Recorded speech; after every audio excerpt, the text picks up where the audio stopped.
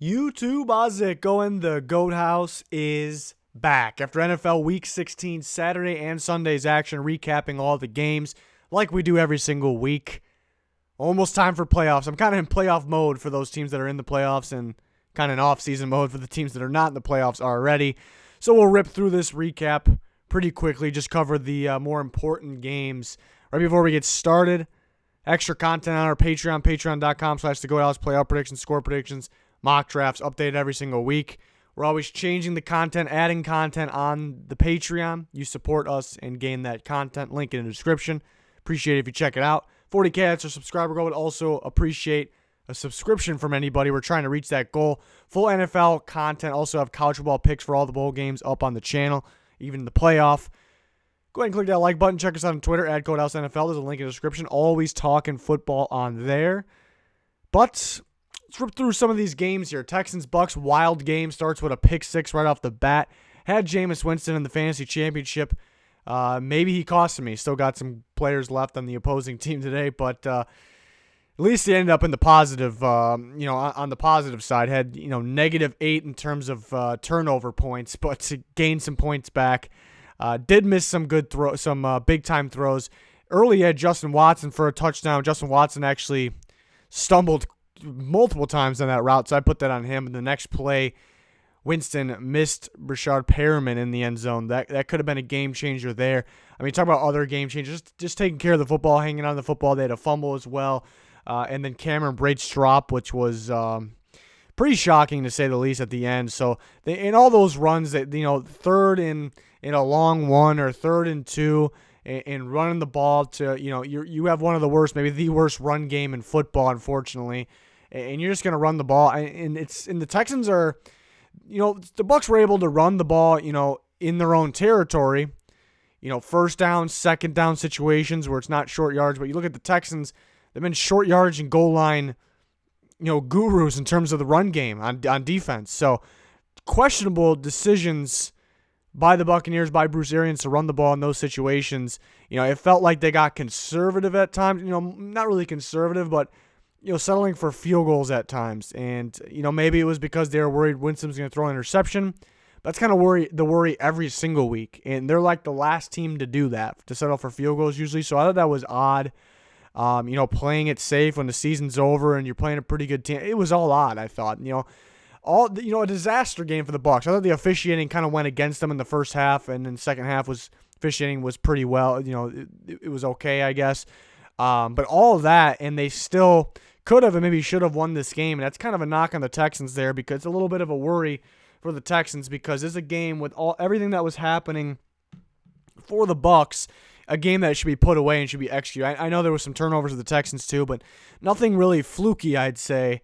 So credit to the Texans for winning, finding a way to win at the end, keeping the lead. The defense stepped up in terms of turnovers. They made some good plays, but it's a little scary, and it's really nothing new. It's kind of, we already knew about the Texans. 1 week they look really good. Another week they look pretty bad. Even in wins like this, it's not really the most positive. Even though it's a positive takeaway, they won this game, won the division. It's a little scary. It's a little scary games like these. But they get the job done there, and we see, something we already knew. That Will Fuller was a big factor. I kind of been preaching that for a while now, that Will Fuller is a more of a factor than people think. People know he's a factor, but he's a big-time factor, a big-time player, but he just cannot stay healthy, and that's unfortunate. Texans win the division. Congratulations to them. Big year for them and their fans, so that's awesome. We'll see them in the playoffs, most likely the 4 seed. The Bucs, tough decisions. I think they got a bright future, actually, the way they built their defense. Usually the offense is ran pretty well, in terms of play calling. This game, not so much. Winston can throw, but he also can throw interceptions and kind of cost you the game. So the decision to be made in the offseason, this is going to be one of the more interesting off seasons, because of like the storyline between teams like the Bucs with Winston, team like the Bears, do they look for another quarterback? A lot of interesting decisions. So that's why I'm kind of like in playoff mode and off season mode at the same time here. And that's why it's very interesting.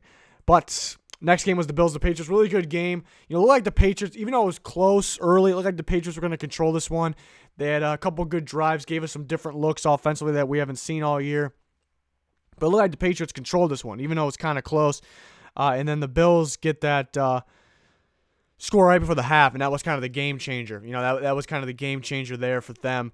They get a touchdown to Deion Dawkins, which was very cool. So that kind of put them, going into half. I'm like, all right, this game could go either way. But it was still, I still saw the Patriots kind of controlling it, even though I knew it was going to be close the whole way. But then the Bills jump out in front with that big John Brown touchdown. That was huge, great route by him. See the speed there. And at that point you're thinking, wow, the Bills, they're going to win this game. And then Patriots, good execution down the line. They got in the end zone. Strange game. It's expected a little more defense. Which there was some good defensive play. Obviously 24, 17 points, not a lot. But there was times where, the offenses would get big chunk plays or plays that you really didn't expect the opposing defense to give up. So it was an interesting one.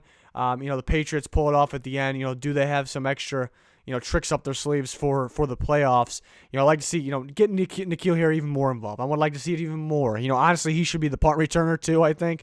I'm surprised he's not, but maybe he's still trying to recover. Maybe, because he had the injury for most of the year. So I would like to see him more involved because when he touches the ball, he is very dangerous. He had a big game, though, even blocking. You see, when he's on the field, it seemed like Tre'Davious White was on him pretty much every time. So, there's a reason for that. There's honestly a reason for that. And we've seen N'Keal Harry, how good he is in the blocking game as well. So, interesting, very entertaining game, interesting game. It's two teams that'll put up in the fight in the playoffs for sure. So definitely enjoyed watching those two teams. But on the next game, the Rams and Niners, another very, very entertaining game. The Rams get off to a hot start. Looks like they're going to control this game. This is up to them. That Rams team showed up, not the Cowboys Rams. The few weeks before that, those Rams showed up, and they kind of let this one slip on them.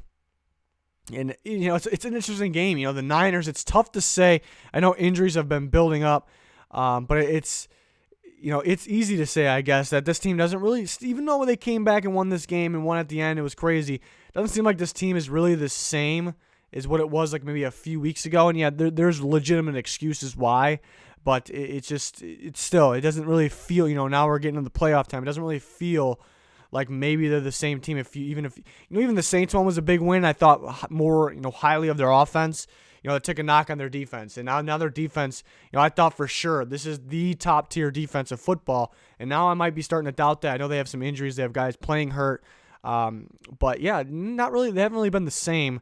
The Rams defense started off really good, but then as time went on, they wore out, and it really changed the game.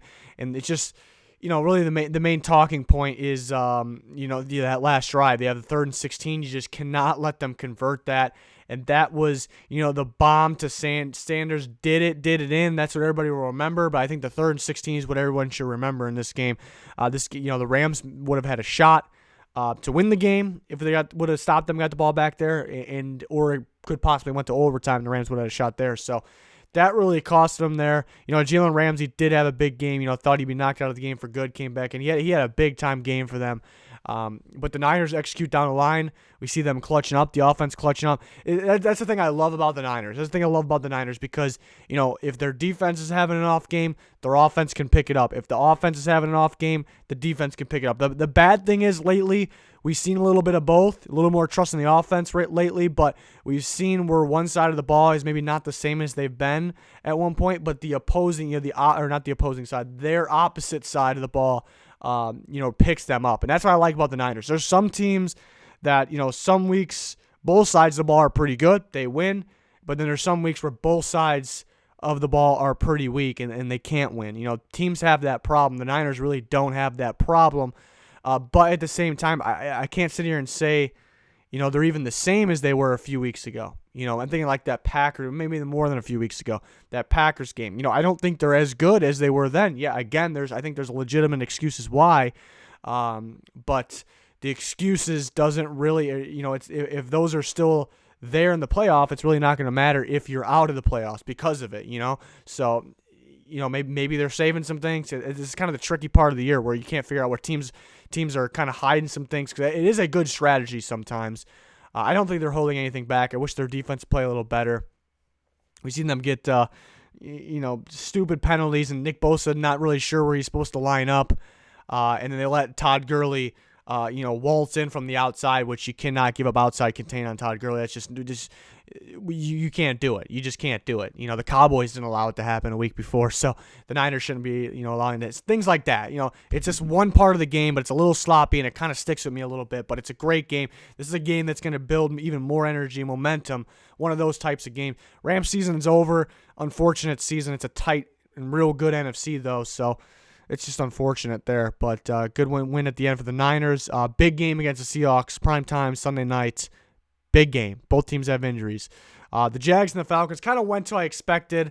What I've been saying about the Falcons all year, they have to start good. They have to start good in the beginning of the year. They're starting games off bad, and then they get a whole bunch of production stats in the second half, late in the game, and it looks pretty on paper, but it's not good enough. They don't win the game because of the way they started.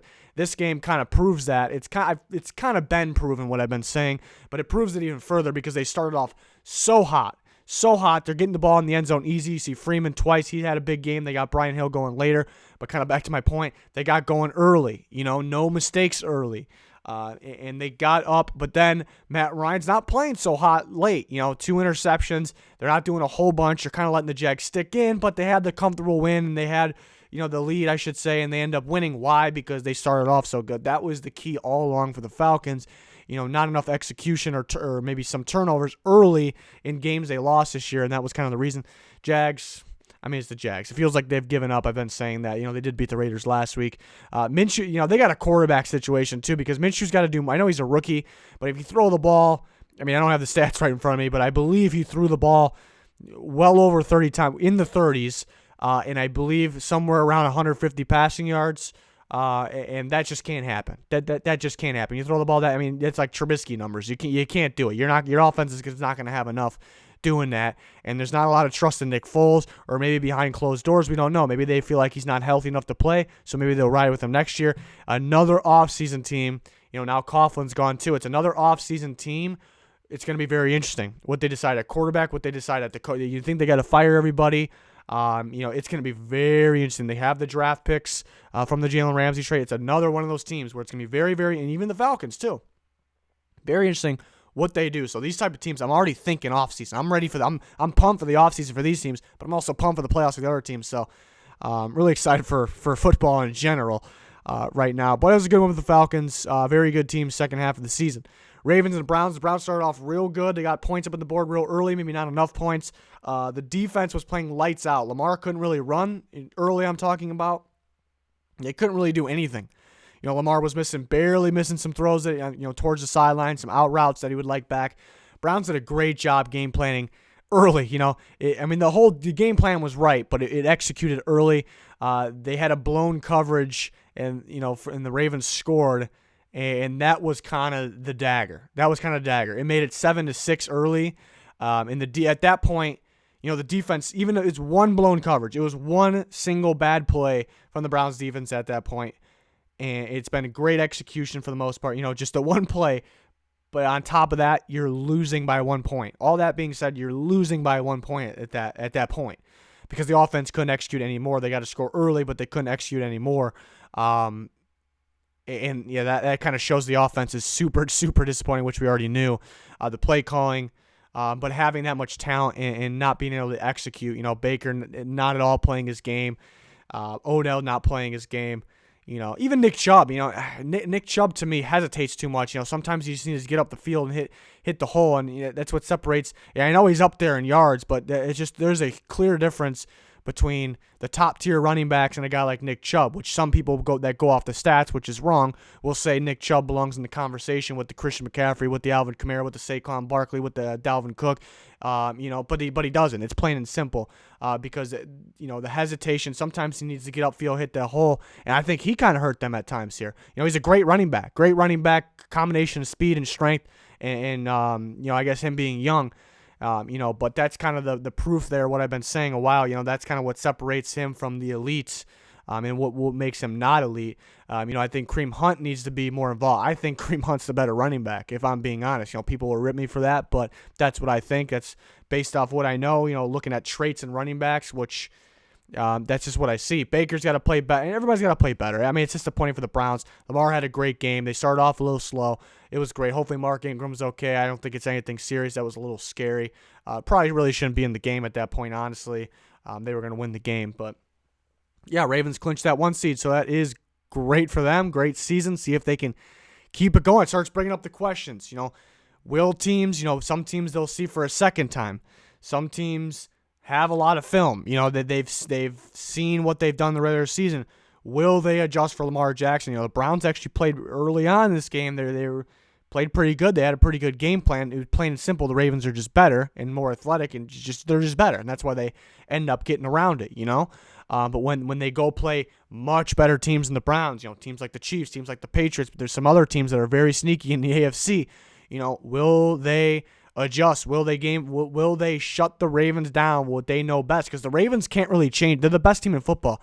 They can't change what their game plan is, but it could bite them in the ass. I'm not saying change your game plan, but it's a little scary when you're this good. And when you have that offensive factor like that, like Lamar has. So all it takes is one game, one team to figure it out. So it is a little scary. We'll see if the best team in football can continue to be the best team in football. But congratulations to them, their fan base. They got that 1 seed. That's awesome. Saints and Titans, other strange game. Started off, the Titans were going to dominate this game. They were dominating. It looked like they were going to continue to dominate. Without Derrick Henry, it looked like, wow, do they even need? I know they need Derrick Henry, but it almost looked like at one point that did they even need him in this game? It was pretty crazy. And the Saints looking, not themselves, looking like, maybe this team can't really play away against decent teams, good teams. But then everything changed. Yeah, the Titans really, really needed Derrick Henry. We saw that. Not really smart. They thought they were going to win the game. They were kind of running when situations, to, possibly run the clock more. Not smart there. So I didn't really agree with some of the play calling. The Saints just got back in. It's really good to see Alvin Kamara get going. Michael Thomas breaking records. He was great. The question with Michael Thomas is, though, like, when are teams going to start doubling him up? That kind of like what I just said about the Ravens. Dominant team, elite team, just Saints and Ravens. Both dominant teams, top-tier teams. But all it takes is one team to game plan correctly for them and kind of throw them off. And that's kind of the same thing with the Saints. There's going to be good teams in the playoffs, and if one team just decides, the second time around playing them, or maybe it's the first time around, but they've seen enough film, they know what to expect, doubling up Michael Thomas and taking him out of the game, that might be, I know Breeze is very capable of hitting other targets and being dominant, and Kamara being dominant, Latavius Murray, guys like Jared Cook. I know they have talent and they have the coaching staff, but it could just take one solid team to take Michael Thomas out of the game. Maybe it's not possible to take him out of the game. Sure doesn't look like it right now, but all it takes is one time, And I saw a lot of this game. Breeze was really staring down Michael Thomas. Like, I could not believe the Titans could not adjust to this, because he was just, from the snap, just watching him the whole way. So that's kind of a knock on the Titans DBs. I know they're hurt. Dory Jackson was out. They already lost Malcolm Butler. When the quarterback stares him down, it's unlike that from Breeze too. That could have resulted in some picks. I thought he was kind of fortunate he didn't throw a pick or two too. But he was lights out. Kamara was lights out. Michael Thomas, Jared Cook, kind of brings up the Titans. Angles and pursuits to the ball on the sideline were pretty poor. Tackling was pretty poor, which is something we haven't really seen. The corner play kind of expected, but all that with the tackling, not really something we expected too much. But they needed Derrick Henry in that game. But it turns out the game really doesn't matter a whole bunch, because if they win this next game, they are in, no matter what. They're going to be that 6th seed. So they just got to go beat the Texans. Texans will be out Will Fuller. I know Will Fuller gives the Titans problems, so that could be good. But yeah, again, Saints, very good team.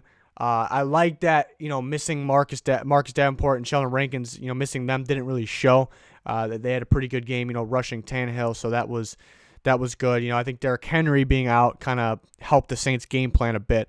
But good comeback, and 38 points on Titans. Pretty impressive. Good to see Kamara getting going. See what the Saints got for us the rest of the way here. Next game, the Panthers and Colts. It's kind of, a way bigger win than I expected, but it kind of went to what I expected. I was very confident in the Colts. I was surprised two guys out of us picked the Panthers in the straight-up picks. I kind of expected Will Greer to throw some picks. Did not expect Nyheim Hines to go off in the special teams game, punt returning. See the speed and acceleration on him and the vision. That was awesome. I actually had the Colts defense. My game plan was, I'm gonna go with the Colts defense for my fantasy championship this week because I think Will Grier will throw some picks. But Nyheim Hines really helped me out there. 30 points from the Colts defense / special teams, so that was awesome. Colts still have a shot to get in somehow. A lot needs to happen, but this was a good game. Maybe a little bit of a boost there. Panthers, pretty messy, and Greg Olsen was kind of saying that too after the game. It's pretty messy. We talked about it a few weeks ago. We seen when some teams fire their coaches, kind of like to fire, with underneath them, lifts them up a little bit. But I knew this wasn't going to be the case because it was kind of a surprise fire, and Rivera was really connected with this team in the locker room. So I knew that was not going to be the case. I knew that was going to make it a little more messy. But it could be the right choice for the future because they need to get the offense going, and Rivera being a defensive coach, the defense being inconsistent, looked top tier early in the year, but really fell apart, kind of to where I expected it to in the second half of the year. So we'll see what they do. They do need some help. They have an interesting quarterback situation, even though I expect it to be Cam Newton. Hopefully, he can be healthy. Bengals Dolphins, wild game. Looked like the Dolphins had this one. Finished off. The defense was playing great. The Bengals could not do anything offensively. Even though I like Joe Mixon, he's been playing good, and he deserves to get carries. I think they're running the ball too much. You're down. You start throwing the ball downfield. You can throw on the Dolphins. Get Tyler Boyd going. They weren't doing that. Dolphins were getting up big. Fitzpatrick was having a good game. They got Myles Gaskin going finally. It's good to see that. He looked pretty good. But then, when everyone thought the game was over, people tweeting that the Bengals are officially on the clock, they start bursting back. Why? Because they're throwing the ball downfield. They're getting Tyler Boyd involved. They're getting Tyler Eifert involved. Those guys were having big games. And Dalton was playing a lot better. And you see the game plan in the beginning was pretty bad, but was it on purpose? That's kind of brings up a whole different debate. We won't talk about that because, they kind of let themselves, and they allowed themselves, I should say, to get down kind of big. And they came back. So, lights out plays by Dalton. That last play with 0 seconds left, and they get the 2-point conversion. That was big time. So they had a chance to win the game. But then overtime, they kind of stopped. They kind of stopped doing it. I know Tyler Boyd was shaken up, but they kind of stopped doing it. I don't know if they really wanted to win. So kind of going for that tie, because the tie, they still would have locked in that first overall pick, and they wouldn't have lost. So that would have been the dream scenario there. But the comeback win probably would have felt pretty good. The Dolphins getting in the end. Pretty entertaining game, even though it was the game that meant, I guess it meant more than the other teams that were in the playoffs, because it was a battle for a tank battle, another tank bowl. Steelers and Jets, 16-10, kind of a choke for the Steelers, a little bit, because now they need some help. Now the Titans just win, they're in situation. When the Steelers were kind of in that 6th spot there, so that's unfortunate. It's unfortunate. You kind of thought this can happen, but why I actually didn't predict the Steelers to lose this game. Why I predicted the Steelers to win the game, even though you kind of had an idea this could happen because of the offense of the Steelers, is because I thought Darnold, the Steelers defense would force Darnold to, I should say, because he did have the strip sack, but to, throw interceptions, because that's what Darnold does. He throws some interceptions. And credit to him taking care of the ball, win this game. I thought the Steelers can get their hands on the ball. At least once. That could be the difference, and it could have been the difference. The strip sack almost made the difference, but that didn't happen. So, if you would have told me before the game that Darnold was not going to, I know that's not how it works, but if Darnold was not going to throw a single interception, I would have picked the Jets. I would have thrown all my money in there. The Jets are winning this game. He's not throwing an interception, 100%. It's a lock. They're winning this game. That's a fact, and that's what happened. I thought he was going to throw it probably, if I had to put money on how many picks he was going to throw, I would have said 2. And if you were to tell me he threw 1 or 3, I would have guessed 3. So credit to him taking care of the ball. They didn't do a whole bunch on offense. Anderson's touchdown early, great throw and catch. That was huge. That was huge for them. Without that, obviously it's a whole different ball game. But yeah, the Steelers, it's really not surprising to me. It's really not surprising to me because the lack of offense. Connor keeps getting hurt. They have injuries. But just the lack of offense. Rudolph's better than Hodges. I've been saying it.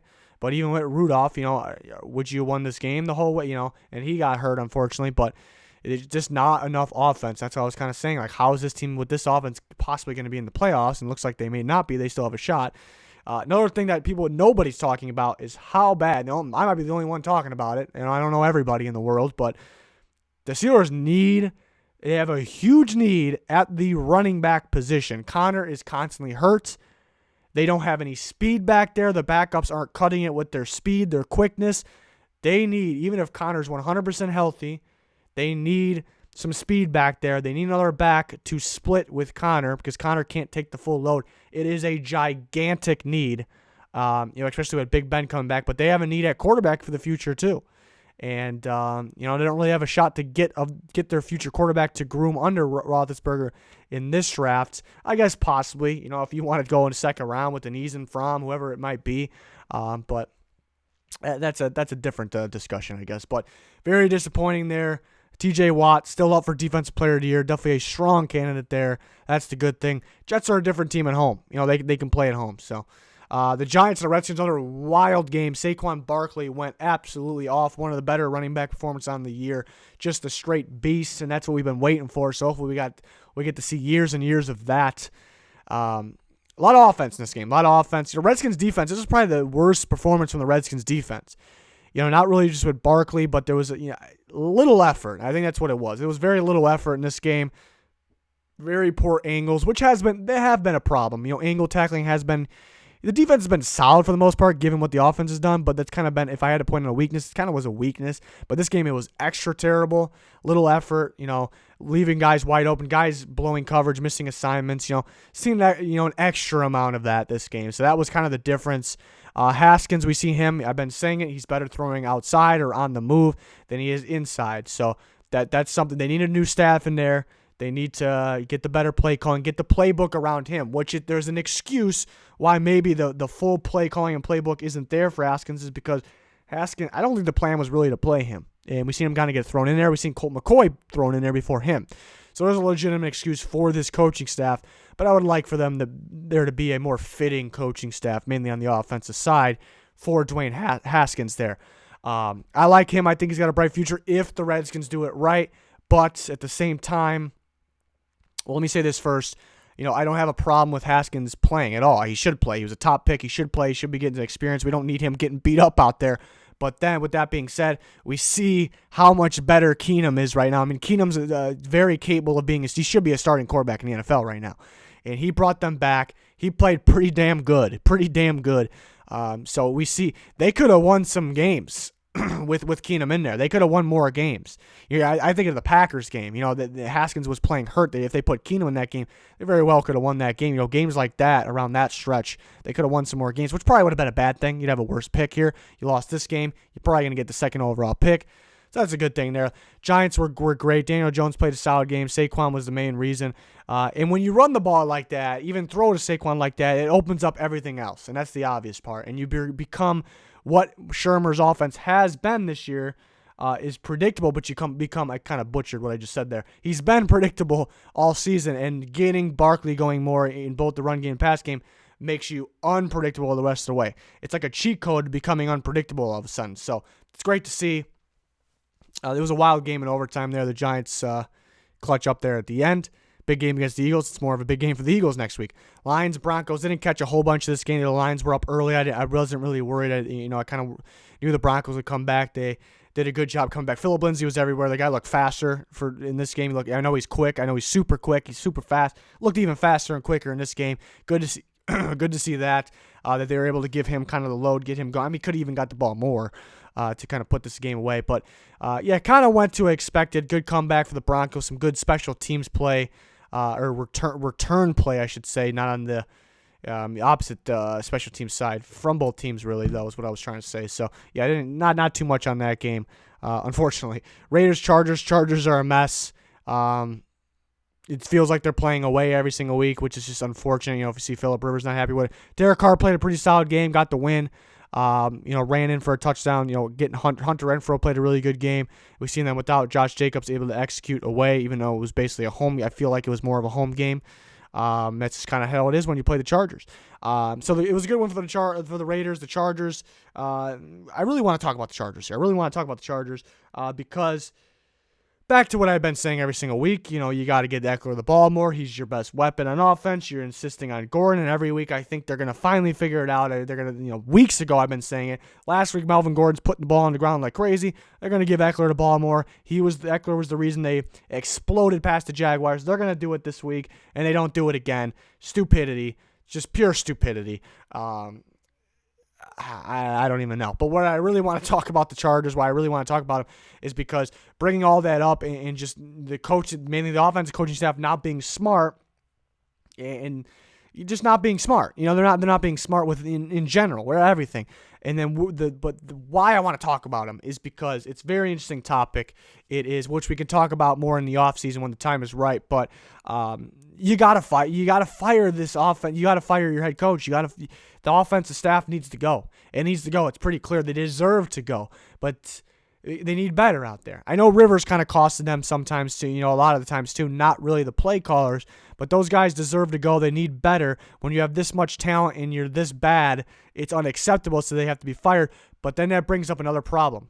Gus Bradley is a heck of a defensive coach, and that's a problem. Because you don't promote him to head coach. Is it worth putting Bradley at head coach?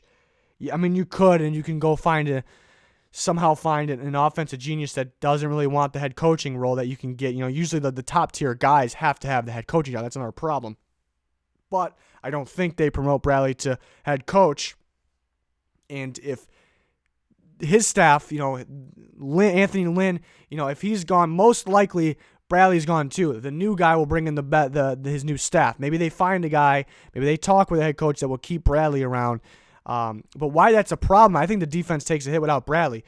They've drafted for his unique defense. They found the pieces for his unique defense. They have talent. They have enough talent to adjust and be good. They have the talent. Don't get me wrong. They will still be a good defense, probably for a while because of the way they drafted, but there will be an adjustment period.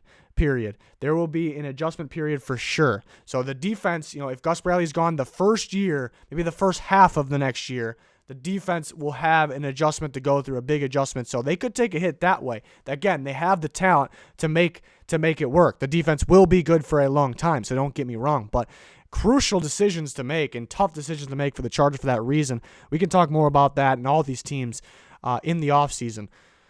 Cowboys and Eagles. Cowboys pissed down their leg here. So, they dominate the Eagles last time, and now this. We see how much worse they get. We see how much worse they are when they're away from home. It's bad. 9 points, ridiculous. They can't get Zeke going. Credit to the Eagles' run defense. Dak really can't get anything going. I think it was Troy Aikman, either him or Buck. They made a good point that, Dak's playing hurt, but the velocity seems right. He's just way off target. So that was a good point. I don't know if he really could. His point was, could you really, really blame it on the injury? I'm not going to disagree with you if you still do, but it's a good point. Amari Cooper had a trash game, I'd call it, and there's rumors that he got benched, and I can see it. Giving very, very little effort. There was times where people say Dak made a bad throw. It wasn't a perfect throw. It could have been better, but there was times where I blame Amari Cooper. Very little effort, jumping early, jumping too late, not fighting for the ball. That's an embarrassing performance. A guy that I was riding this year after that Vikings game, I'm talking about this guy possibly being the best receiver in football, and I'm embarrassed for saying that after watching this game. I don't care if he's hurt. He's constantly got minor injury. I lost a lot of respect for him in this game. I'm going to be straightforward here. Lost a lot of respect.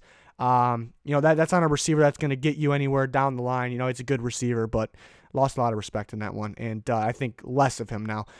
So good for them for benching him. Maybe it was I don't know what it was. It was another minor injury thing. You got Zach Ertz breaking ribs over there. He comes back in the game. We see the difference here. You see the difference in level of respect. It kind of gets to me. So it did not like that. Not enough people are talking about that, and just not enough execution from the Cowboys. Dak had some shot. That's where Dak went wrong. They had shots for a touchdown late. He had Tavon Austin open, Gallup, I think it was. He just couldn't hit the throws. So maybe, I don't know. Maybe it's the injury thing. It's another debate. Who cares at this point? They got to go out and win. They need the Eagles to lose. Credit to the Eagles. Like I said, they stopped Zeke. That was great. They could defend. They can play the pass, and it was easier for them. They did a great job. They even got some extra pass rush. You see, like Josh Sweat getting there. Love to see that because that guy's been prone to injuries most of his career, even though he's young here for the NFL. Just talking about his most career, even starting in high school, I think. So that's good to see him playing pretty solid And great game plan from the Eagles. There's kind of a negative to that, though. It was a great game plan because you look back when the Cowboys were struggling. We'll look back at the Bears game. The Bears just had their best offensive performance of the year. We're talking about the Bears offense had a great performance against the Cowboys. Why? Because they were quick. They went outside to their playmakers. And the Cowboys, once the ball is past the line of scrimmage and once it's on the outside, the Cowboys struggle to tackle. They have a good defense at times, but that's how you make their defense look bad. So good for them. The Rams could not get outside because they have Todd Gurley. Doesn't really have enough speed to get on the outside. It's more just interior runs, and that's why the Cowboys had the Rams beat. That's why the Rams couldn't do anything on offense. That's why the Cowboys defense looked a lot better than it did against the Bears. That is exactly why. So the Eagles come in, and they go outside. They go quick, quick out routes, quick slants, get to the running back outside. We see what's working. I said it last week, too. Last week, after, a week after seeing the Giants game, where Boston Scott was a big factor for them, getting him outside. Now the Eagles are thinking last week, kind of what I was saying last week, Miles Sanders is better than Boston Scott. Let's be honest here, guys. We're going to get him those balls. Worked out. Again, they get both those guys going. It worked out. That's how you beat the Cowboys. Like I said a little bit ago, there's a negative side. And I'm not going to, this is not a huge negative, but, they had the right game plan. Everybody played good. Wentz had a lot of production. Good game. Great game, actually. 17 points. It kind of felt like they did and should have scored way more than 17. But they made sure they ran the clock, so that could be the legitimate excuse for that. It's a good game. Love the game plan for the Eagles. It's actually a trap game against the Giants this week. We saw them. They had to come back, and they were home in prime time. Now they're in New York after the Giants had a big-time win. So that's actually tough. That is actually a tough one. But credit to the Eagles for fighting that one, fighting through injuries. A lot of respect to Ertz coming back in with fractured ribs. I had a hairline fracture in my ribs once. I played through it, but it was extremely painful. And Ertz's injury is just a million times worse too. Taking those, playing in the NFL, the hits you're going to take against the strongest athletes in the world. Just a ton of respect. Cardinals and the Seahawks, man. Man, oh man. This is a game I expect from my Vikings. I'm a Vikings fan, and I know they're a very good team. I know they're a playoff team. Out of all the playoff teams, if I had to pick one of those playoff, besides the NFC East team, which team would kind of slip up and lose to a team they definitely should beat? I kind of expect that from my Vikings maybe once or twice, but not the Seahawks. I didn't really expect the Seahawks from the Seahawks. I know they had their injuries, but the Cardinals did too. Kyler Murray came out of the game as well, but unfortunate injuries, and we'll kind of get to that, but kind of going back to the Rams game, I started to get a little worried about the Seahawks in the Rams game because they have the same. I talked about it on Twitter. I talked about it here in videos. They have the same game plan every single week. It starts to get predictable. Teams figure it out, especially the second time around playing them, or the good teams in the playoffs at figuring it out. They're playing them. It's what happened last year. They were better than the Cowboys. I picked the Cowboys to win. Why? Because the Seahawks were going to have the same exact game plan as they always do. The Cowboys were going to figure it out. This is exactly what happened. And that was kind of my worry a couple weeks ago. Now there's even more of a worry because you see the games where it kind of applies here, where they're predictable and the offense can't get anything going. They don't have enough defense to pick up the slack. We talk about the Niners. They have the other side of the ball will pick up the slack. The defense is good. They'll make plays at times. They have good players. They were without Clowney. That's a big-time player that can make them better, but they don't have that top-tier defense to pick them up. They're still going to give up some yards and some points. So if the offense is off their game, they're pretty much screwed. If the defense is off their game, there's a chance their offense could pick them up because they have the big play. They have the big players. They have Russell Wilson. They have the big players. Now they're hurt, too, on top of it. But there's also a chance the offense can't pick them up. So all of that is a huge problem, and why the recent weeks I have been starting to doubt them long-term into the playoffs. It kind of like last year. I've been doubting it. Now you add the big-time injuries on top of Chris Carson, Procise, on top of Rashad Penny already hurt, Dwayne Brown, just crucial injuries. And it sounds like they're bringing Marshawn Lynch back, which would be fun. That's very exciting, but Chris Carson's a huge part of this team.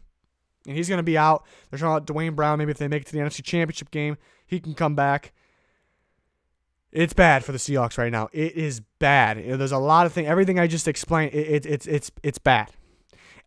Good news is, there is good news. You have maybe the best player in football in Russell Wilson. I'm all for Lamar Jackson MVP. He's the best player this year, but you could argue Russell Wilson's the best player in football at any given time, and he can be at any given time. Another good news is you play the Niners this week. Tough game, especially with all those injuries, but you are home prime time. Seattle does not lose home prime time. So that could be the good thing, but they also haven't been without those injuries in the home primetime games. So if you win that game, you might be in a good situation, but I don't know if any situation's good in the playoffs without all those players and being predictable. Another good thing is maybe you become unpredictable now because Chris Carson's out. Maybe you just you just give it all you got. You got let Russell Wilson go. You sling the ball downfield. You go for the big plays. That could be a blessing in disguise for now, not long term. You need Chris Carson, but. So there is some positive things we're, looking forward to this game this week in there, but a little scary. Credit to the Cardinals. Great game plan. Larry Fitzgerald was a monster. Kenyon Drake was a monster. Big time, Brett Hundley stepped up. He avoided a sack late in the game, then ran for a first, which led to that last touchdown, which kind of sealed the deal. I think they would have won anyways, but that was bad. Seahawks you must get that sack. No matter who you are, no matter what the situation is, you must get that sack. If you don't, you better stop them for a first down. They couldn't make the tackle for there. So injuries piling up for the Seahawks. Very disappointing play happening. Cardinals, I think, have a bright future. It was a good win for them. It's concerning, to say the very least, for the Seahawks going forward.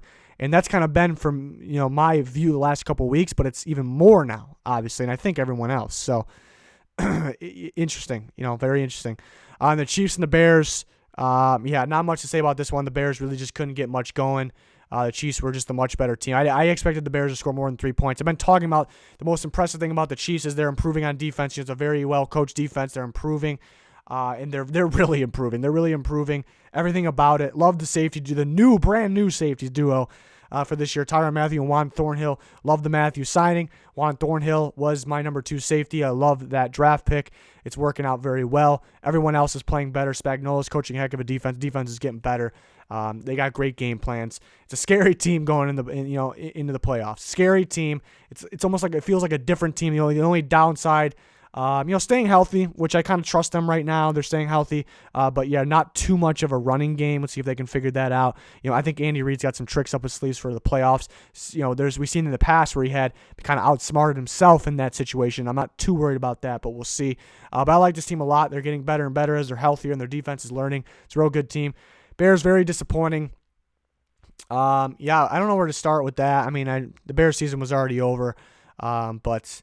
Yeah, early that Mahomes touchdown that he ran in, that confused me. If you saw it, Leonard Floyd, who is the Bears' pass rusher, edge rusher in a 3-4 defense, followed Travis Kelce across the field, which led Mahomes to be able to run a wide open run. I am very curious to know if Leonard Floyd was assigned to do that. If that's the case, why on earth is he assigned to do that? Your pass rusher, because one. He's a pass rusher. He shouldn't be doing that. 2, if he does do it, it's going to leave a wide open gap for anybody, and it happened there, Mahomes.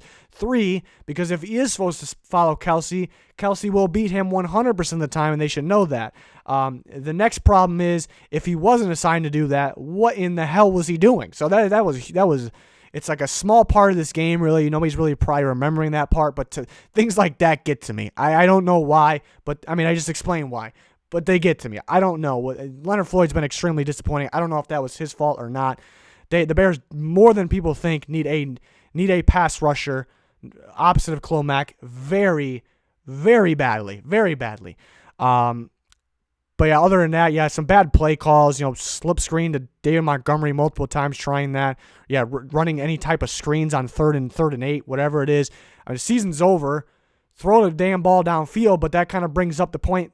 That kind of proves the point that Nagy doesn't think he can throw the ball. Trubisky can throw the ball downfield, and he continues to prove that. A couple of the games where he had better games, I wouldn't say great games. Even those games, he had a couple throws downfield. There's just you throw the ball 30 whatever times, and you only have 150 yards 170 yards passing.